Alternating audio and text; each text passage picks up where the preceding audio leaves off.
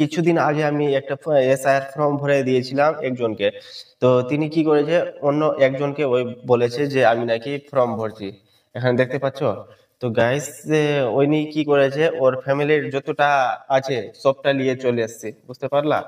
তো গাইস, আমার কাছে নিয়ে এসছে, বলছে এসআইআর ফর্ম কিভাবে ভরবো, আর বাংলায় ভরবো না ইংরেজিতে, এটাই জানার জন্য এসছে। তো গাইস, তোমাদেরকে বলে দিই, তুমি বাংলাতে ভরো ইয়া ইংরেজিতে, এটা কোনো যায় আসে না।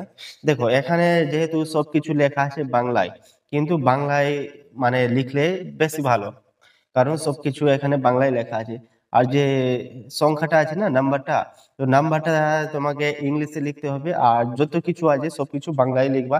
কারণ তোমার 2002 এর লিস্টে সমস্ত যত কিছু আছে সবকিছু বাংলায় আছে, তোমার নামটাও বাংলায় আছে 2002 এর লিস্টে।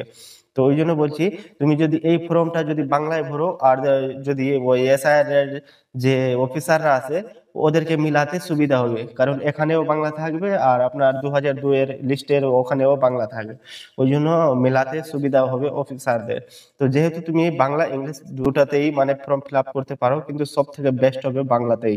আশা করি ভিডিওটা ভালো লেগে হবে। ভিডিও ভালো লেগে থাকলে একটা লাইক কমেন্ট শেয়ার করে দিও।